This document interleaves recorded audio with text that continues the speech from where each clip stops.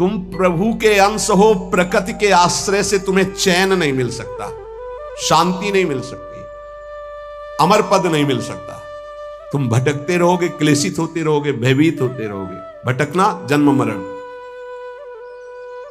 भगवान के एकमात्र आश्रय से तुम्हें विश्राम मिलेगा और कहीं नहीं। जैसे गोस्वामी जी कहते, पायो परम विश्राम, राम समान प्रभु नाही कहूं। लेकिन कोई भगवान का आश्रय लेना नहीं चाहता, रुपया का आश्रय लेना चाहता है। वस्तु का बल, पद का बल, परिवार का बल, देह का बल, समाज का बल। तब तक भगवान के दर्शन हो जाएं, लोग बातें बनाते समझते नहीं।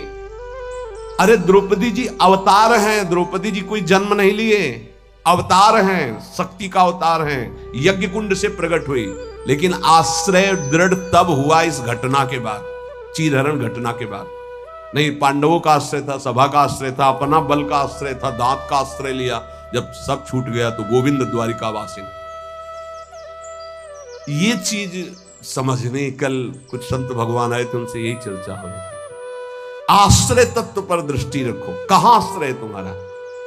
अंदर से देखो, अभी भगवत प्राप्त हो जाओगे। बिगड़ी जन्म अनेक की अब ही सुधरे आज, आज अभी होई राम को। आश्रय राम का, आश्रय हरि का, आश्रय प्रभु का। किसका आश्रय? सूरदास जी महाराज कह रहे अपबल, तपबल और बाहुबल, चौथो बल है दाम। किसका आश्रय इनमें से? अपना बल, तपस्या का बल, दाम का बल, विद्या का बल। किसका बल है? बोले सब बल कहां जागृत होता है? बोले हारे को हरि नाम। जो भगवान के आश्रित हो गया, नाम के आश्रित हो गया। ये जितने आश्रय ये टिकाऊ नहीं है, प्रत्युत ये तुम्हें भ्रमित करके तुम्हारे समय को नष्ट करने वाले हैं। जिसने धन का आश्रय ले लिया, पतन है, शास्त्र कह रहा। क्यों पतन है? खूब बल आ जाता है अंदर, क्योंकि गलत आश्रय लिया ना धन का। अब वो मतवाला हो जाता है, शराब पीना, मांस खाना, व्यभिचार करना, ये उद्दंडता ही उद्दंडता आने लगती है। अब भगवत आश्रित और धन आ गया तो उसका धन दूसरी जगह जाता है, क्योंकि आश्रय सही है। अस्पताल खुलवा दिया, पौशाला, संत सेवा, गौशाला, नाना प्रकार की धार्मिक वृत्तियों के द्वारा दूसरों को सुख पहुंचाना। क्यों? क्योंकि आश्रय बढ़िया है। केवल धन का आश्रय है तो सब दोष आ जाते हैं। इतना ही नहीं, शुभ कर्मों का आश्रय बन जाता है, साधना का आश्रय बन जाता है। अपनी साधना, रोज परिक्रमा लगाता हूं, रोज ये करता हूं, ये करता हूं। देखो दिखाई दे रहा है भक्त। भगवान, भक्त का मतलब होता है भगवान का आश्रय। अब वो ये जो सत साधनाएं हैं, असत नहीं है, पर इनका जो आश्रय हो गया वो डायरेक्ट भगवान के आश्रय से हट। अब हमारी टांगें मजबूत हैं तो हम परिक्रमा लगा रहे हैं, कल टांग टूट गई तो आश्रय भगवान का है, उनके आश्रय से भगवत प्राप्ति होगी, कोई इनके आश्रय से थोड़ी। लेकिन अगर वो आश्रय लिया है तो फिर लगेगा हमसे कोई साधना नहीं हो रही, आप असंतुष्ट हो जाएंगे। एकमात्र भगवान का आश्रय। तभी कह रहे बिगड़ी जन्म अनेक की अब ही सुधरे आज। अभी इसी क्षण सुधार हो जाएगा, अभी इसी क्षण बात बन जाएगी। अनेक जन्मों की बिगड़ी क्या? आश्रय केवल प्रभु का, मामुपाश्रिता। भगवत प्राप्ति की साधना का भी आश्रय नहीं। ध्यान दो, ये बड़ा सूक्ष्म। आश्रय केवल प्रियालाल का। साधना बन रही बढ़िया, कल साधना ना बने, ऐसे रोग हो जाए, ऐसी शरीर की स्थिति हो जाए, ऐसी मना स्थिति हो जाए तो हमें भगवत प्राप्ति नहीं होगी क्या? होगी। बोले क्यों होगी? तुमसे कोई साधन तो बनता नहीं। बोले हमने साधन का आश्रय नहीं लिया, हमने तो प्रियाजू का आश्रय लिया। सर्वेषु साधन वरेषु चिरम निराशा। बात समझना, ये आंतरिक है, आध्यात्मिक। भरोसा केवल प्रभु का, आश्रय केवल प्रभु का, इसी से भगवत प्राप्ति होती है।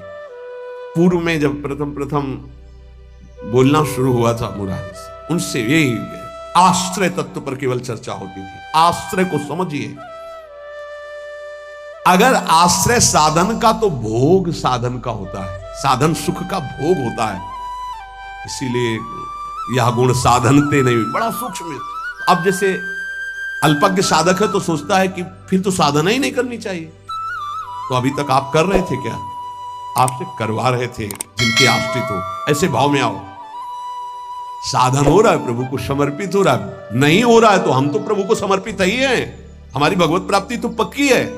भाई ये समझ आनी बहुत कठिन हो जाती है। हम परिक्रमा लगाया है तो कह सकते हैं कि हम भगवत प्राप्ति कर सकते हैं, क्योंकि साधन का भरोसा है। और अगर नहीं लगा पाए तो हमारे भरोसा में कमी हो जाएगी। आप आखिरी बात समझ लीजिए, यदि आपने अंदर से आश्रय हमारे प्रियालाल का ले लिया और कुछ नहीं बन रहा तो भगवत प्राप्ति हो जाएगी। हमारी बात समझ लेना, ये हम बहुत समझी सोची हुई बात कर रहे हैं। आश्रय आपका कहां है? एक क्षण के आश्रय को प्रभु बहुत बड़ा मान लेते, ध्यान रखना। जब बाली जी का भगवान ने प्रहार करके वध किया तो आखिरी श्वासें बाली जी की भगवदाकार थी, पर भगवान से बड़ा छुपा के वचन बोले, हृदय प्रीति मुख वचन कठोरा। भगवान की तरफ देखकर कहा, मैं बैरी सुग्रीव प्यारा, कारण कवन नाथ मुहि मारा। हम दोनों भाई हैं, हमें अपने भाई की हर चेष्टा को पता है, जैसा मैं वैसा मेरा भाई। बहुत बड़ा भजनानंदी नहीं, हम जानते हैं, बचपन से साथी है, और मैंने कभी आपका विरोध नहीं किया। आपने मारा क्यों मुझे?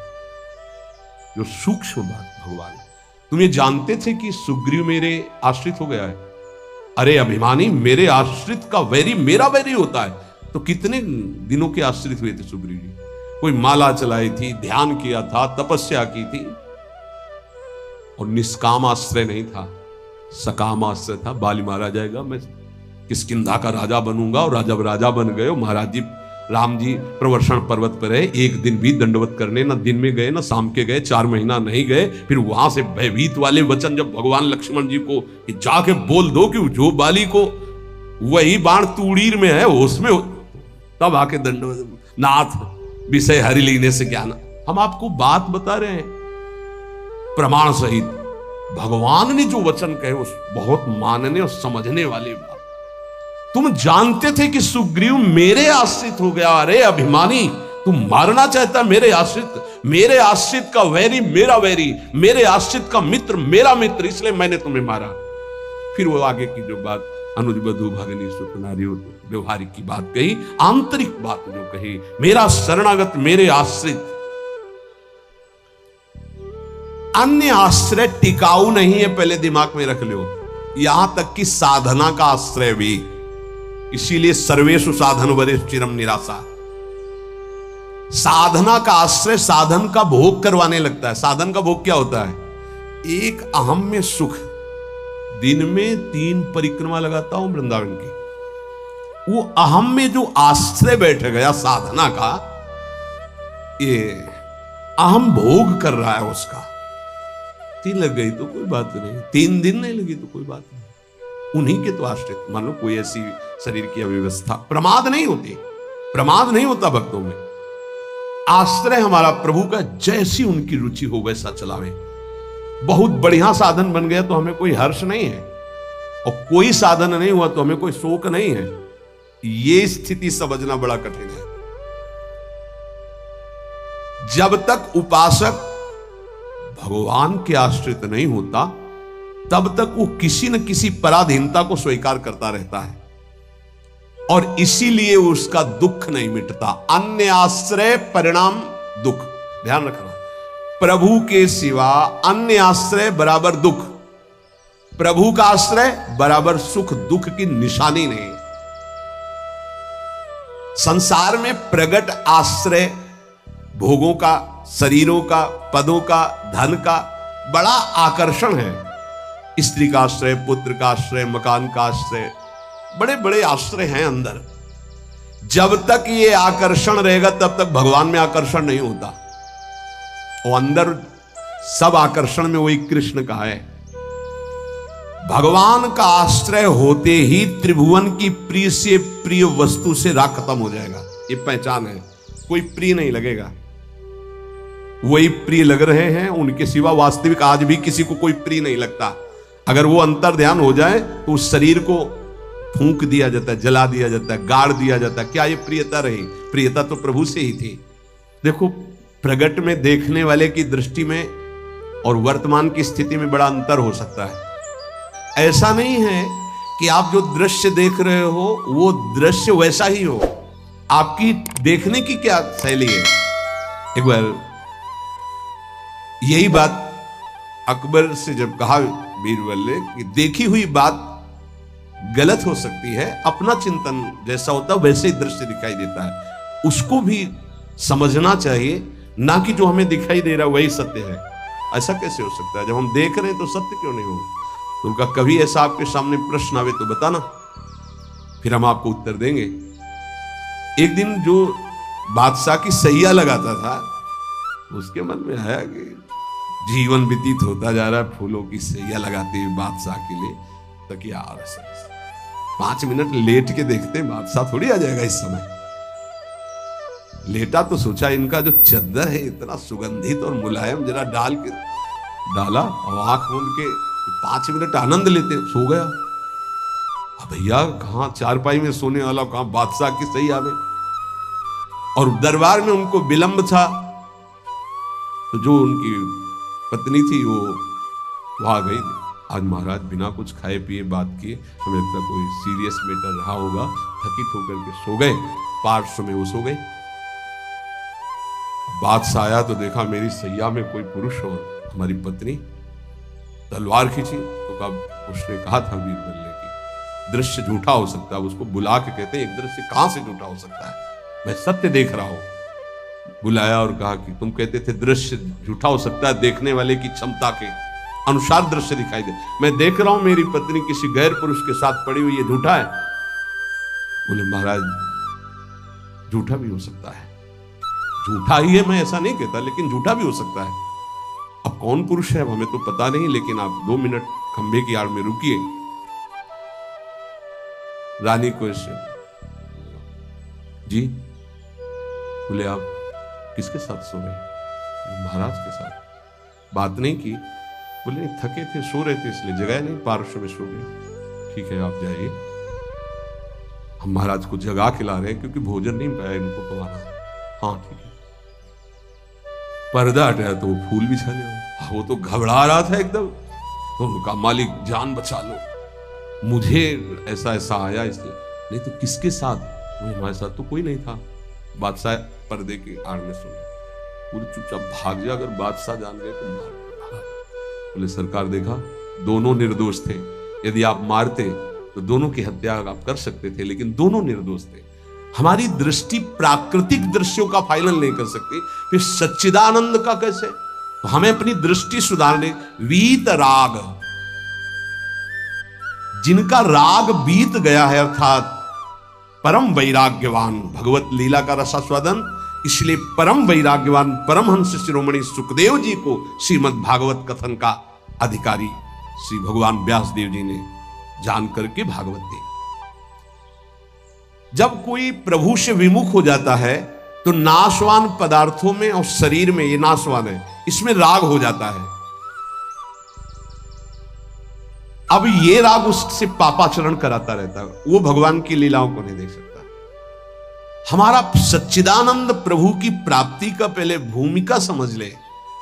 जब कोई तीनों रागों से, 3 प्रकृति के गुण, 3 शरीरों की रचना, तीनों लोकों का वैभव, तीनों रागों से जो मुक्त हो जाता है वो भगवत प्राप्त होता है। भगवत प्राप्ति में भी बड़ा भेद है कई तरह का। भगवत प्राप्ति में भी जो रस सिद्ध महापुरुष है वो गोपी भाव को, जो उनसे भी सहचरी भाव को, आपकी दशा कहां है? देह भाव में हो। अब देह भाव से देखोगे तो क्या दिखाई देगा? जैसा चश्मा वैसे दिखाई देगा। इसलिए लीला का वास्तविक रहस्य कौन जानता है? बोले वीतराग। कौन वीतराग? बोले जो परमात्मा से विमुख है, उसका नाशवान प्रकृति के द्वारा रचे हुए वस्तु, व्यक्ति, स्थान, शरीरों में राग हो जाता है। वो राग जिसका नष्ट हो चुका है उसे कहते हैं वीतराग, परमहंस। ये राग कामना पैदा करता रहता है, रजोगुण से राग उत्पन्न होता है, और राग से अप्राप्त की प्राप्ति की चाह का नाम कामना है। मैं ये भोग लूं, जो सुना, जो पढ़ा, जो देखा वो भोग लूं, प्रकृति का कामना कहते हैं। कामना जहां उत्पन्न होती है तो प्रिय पदार्थों का भोग भोगने से लोभ होता है, प्रिय पदार्थों के भोगने में बाधा पड़ने पर क्रोध होता है। भगवान कह रहे हैं कि वीत राग भय क्रोधो मन मया मामुपाश्रिता, जिसका राग नष्ट हो चुका है और जिसका क्रोध नष्ट हो चुका है, क्रोधी नहीं और भय नहीं है। भय, जब तक आप पापाचरण करेंगे तो बिना किसी भय के भी आपको भय लगता रहेगा। ध्यान रखना, हृदयों में देख लेना। अगर भय लग रहा है आपको, अव्यक्त भय, कहीं ऐसा न हो जाए, कहीं ऐसा, आपका मन मलिन है और आपने पापाचरण किए हैं, वो आपको भयभीत करते रहेंगे। जो भगवत शरणागत निर्मल हृदय वाला होता है उसके अंदर निर्भयता आती है, निर्भय, निश्चिंत, निशोक। भगवान कह रहे हैं जो राग रहित है और भय रहित है। भय एक ही जगह आता है।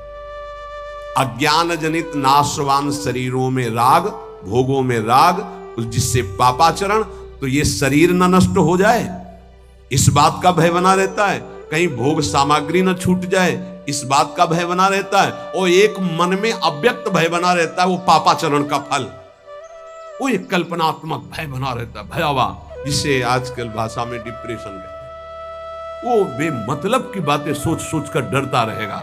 लेकिन भजन, भगवद आश्रय, ये निर्भय करता है, भय नहीं रहता। जब हमारी कामनाओं की आपूर्ति होती है तो क्रोध आता है, लेकिन भक्त की अगर कहीं वो कामना वाला भी अभी है, आपूर्ति होती तो कृपा मनाता, बड़ी कृपा हुई, भले नहीं दिया, नहीं मेरा मन फंसा देता।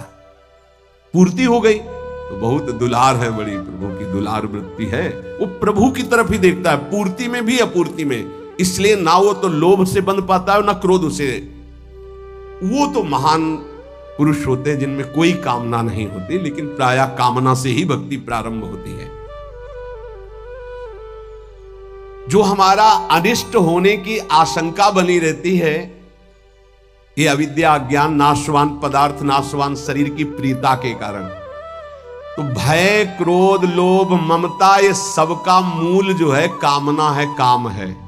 इसी से दोषों की उत्पत्ति होती है। जब तक ये काम है तब तक भगवान की लीलाओं को तुम कैसे जान सकते हो? कैसे जान सकते हो? जब तक तुम्हारे शरीर से काम क्रीड़ा होती है, तुम्हारे अंदर मन में कामनाएं प्रकट होती हैं, तब तक तुम भगवान के चरित्रों का रहस्य नहीं जान सकते।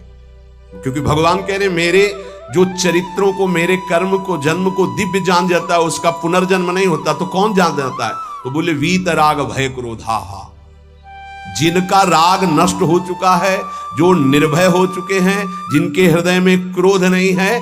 और भगवान कह रहे मनमया मामुपाश्रिता, मनमया, जो मुझ में तल्लीन है, रात दिन नाम जप कर रहे, भगवत ध्यान में, मामुपाश्रिता, मेरे ही आश्रित है, मेरा ही चिंतन, मेरा ही आश्रय, अंदर से किसी से कोई राग नहीं है, किसी भी भोग की भोगने की इच्छा नहीं है। उस इच्छा की जब वृत्ति नहीं तो क्रोध और लोभ की संभावना ही नहीं, और जब इच्छा ही नहीं तो पापाचरण नहीं, तो भय नहीं होगा। भय केवल पापाचरण से होता है। निर्विकार हृदय कूटस्थ स्वामी थे, हिमालय में भ्रमण कर रहे थे, एक शेर की गर्जना हुई, घुर्राता हुआ सामने आया तो छड़ी ली हुई थी, पूज्य पादुड़िया बाबा का, ऐसे छड़ी लगा खड़े हो गए। बोले यार सुन, तेरा आहार अगर ये निश्चित हो चुका है तो तू गुर्रा मत, इसे खा ले, अगर आहार नहीं निश्चित हुआ है तो तू जा। वो चला गया। कितने निर्भय कि सिंह के सामने भी एकदम ऐसे, क्यों? क्योंकि वीतराग है, शरीर से राग नष्ट हो चुका है। श्री भगवान कह रहे कि मामुपाश्रिता, देखो बहुत सुंदर बात कह रहे, ध्यान देना। अपने लोगों का स्वभाव है बिना आश्रय के जी नहीं सकते, किसी न किसी का आश्रय, शरीर का आश्रय, रुपए का आश्रय, विपरीत शरीर का आश्रय, पद का आश्रय, विविध भोगों का आश्रय, नशा आदि का आश्रय, बिना आश्रय की जी नहीं सकता। आप ये समझ लो, ऐसी मान्यता हो चुकी है। और आश्रय अगर ये सब छोड़ दे तो अमर हो जाए, उसको लगता है मैं मर जाऊंगा बिना इसके, वो अमर हो जाए। यही माया का भ्रम है। किसी न किसी का आश्रय लिए रहता है, कभी भी वो आश्रय टिकाऊ नहीं है। ध्यान देकर देखिए क्या टिकाऊ है? मनुष्य शरीर टिकाऊ है? नहीं। Bank balance? नहीं। कोई पदार्थ, पदवी? नहीं, बहुत ध्यान देने योग्य बात है। परमात्मा के अंश तुम्हारे अंदर जो एक आश्रय लेने की वृत्ति प्रकट हुई है प्रकृति से, यही बंधन है। और इस बंधन को तुम तभी छुड़ा सकते हो जब प्रकृति को जिसने रचा उसका आश्रय ले लो, परमात्मा का, प्रभु का। भगवान का अंश जब तक प्रकृति के कुछ भी आश्रय रखेगा तब तक वो भय, क्रोध, लोभ, राग इनसे पिटता रहेगा, चिंता, शोक, नाना प्रकार की। वीत राग, बहुत सुंदर बात है। लीला का निर्विकार स्वरूप अनुभव देखो। अगर गोपी प्रेम में तनिक भी कोई ऐसी बात होती तो परमहंस श्री सुखदेव जी जो लौटकर अपने पिता का मुख नहीं देखा, जब पुकार रहे थे, माता को तो देखा ही नहीं, वो भला ऐसे विलास को कभी गा सकते थे? विचार कर। बृहस्पति शिष्य उद्धव बंदे नंद ब्रज स्त्रीणाम पादरेणु भीक्षण सा, अंतिम समय स्तव का गायन करते। भीष्म जी उस समय गोपी जनों का चिंतन करते, भगवान की उस लीला विलास का। क्या है ये गोपी प्रेम? कोई ऐसी रहस्यमयी प्रेम वृत्ति है जो बड़े बड़ों को समझ में आने वाली नहीं है। इसलिए गायन करें। गायन से आप रास पंचाध्यायी के फलस्तुति को पढ़िए, उसमें लिखा है ये श्लोक पुरा में याद नहीं, विक्रीडितम ब्रजवधु भीरदम च विष्णु, इस श्लोक में है कि जो श्री कृष्ण की इस रासलीला का जो गोपी जनों के साथ भगवान अद्भुत सुख वर्षा कर रहे हैं, इसका जो गायन करेगा, पाठ करेगा, वो हृदय रोग से रहित हो जाएगा। ये हृदय रोग को निर्मूल करने वाली लीला, अर्थात काम का सर्वनाश करके प्रेम प्रकाशित करने वाली। श्रीमद चतुरासी जी की फलस्तुति में लिखा है, भवजल निधि को नाव और काम पावक को पानी। काम रूपी अग्नि को शांत करने के लिए लीला जल है। चतुरासी जी का गायन निष्काम करके प्रेम प्रकट करता है। यहां प्रार्थना है, अर्थ की तरफ दृष्टि मत ले जाना। अगर अर्थ कभी आप पढ़ भी ले तो उसको चिंतन में मत आओ, उसको छोड़ दो। जब तक आपकी भाव दशा ठीक नहीं, अभी आपके अंदर काम आता है, आपके अंदर नाना प्रकार की वासनाएं हैं, आप नहीं समझ पाएंगे। आप उसे प्राकृतिक भाव से अगर देखेंगे तो बात ठीक नहीं, क्योंकि प्रिया प्रीतम सच्चिदानंद में आपकी बुद्धि प्राकृतिक भाव सच्चिदानंद पर आरोपित करना, फिर वो बिगड़ जाएगा। इसलिए यहां प्रार्थना करते हैं, नवनिवृत्त निकुंज के पदों का गायन, चिंतन भागवत गीता जी के सिद्धांतों का, देह राग को शिथिल करके फिर चिंतन जो प्रकट होता है वो आंसुओं से भींगे हुए कपोल वाला होता है। गदगद सुर नैना सजल दंपति रस रहे भीन। इसलिए उपासक को चाहिए कि जब तक देह भाव शिथिल न हो जाए तब तक ऐसे ऐसे श्लोक रस भरे हैं जिनको आप बिल्कुल नहीं समझ सकते। इसलिए भगवान की अवतार लीला, भगवान के उपदेश, देखो शास्त्रों में हमने पाया कि जब अपने शिष्यों को उपदेश गुरुदेव करते हैं तो उनसे कहते हैं कि देखो भाई, मेरे उपदेश से जो मेरा आचरण न मिलता उसे कभी स्वीकार मत करना। मेरे उपदेश से जो मेरा आचरण या शास्त्र की आज्ञा से जो मेरा आचरण न मिलता हो उसे कभी अनुकरण मत करना। क्यों? क्योंकि तुम्हारी स्थिति नहीं है, तुम अनुकरण करोगे परास्त हो जाओगे। मेरा जो तुम्हारे लिए उपदेश है, शास्त्र की जो आज्ञा, उसके अनुसार चलना। आप सोचो, जगत गुरु भगवान श्री कृष्ण की लीला का कोई अनुकरण कर सके? जैसे रास लीला का नहीं, भगवान इतनी गोपियों के साथ नृत्य कर रहे, भगवान के इस दिव्य प्रेम विलास को तुम रास किसको संबोधन कर रहे? बोले रास रचा के आ रहा है। घोर अपराध भरे शब्द बोल रहे हो।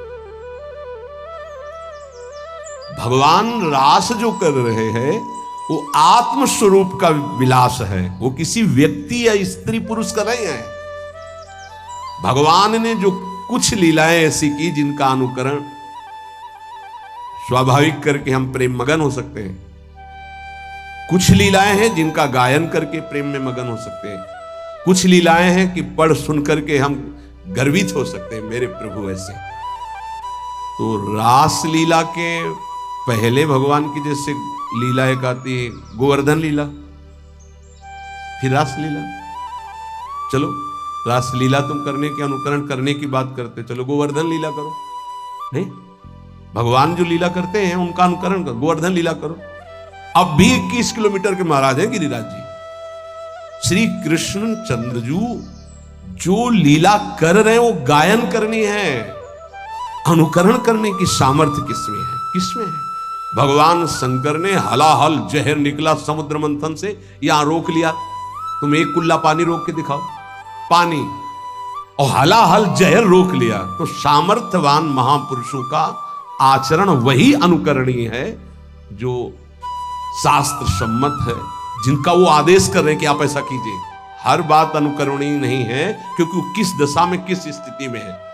इसीलिए यहां भगवान कह रहे मेरे जन्म कर्म की दिव्यता को कौन जानेगा, और जो जानेगा उसका पुनर्जन्म नहीं होगा। तो बोले वीत राग, जिसका राग नष्ट हो चुका है,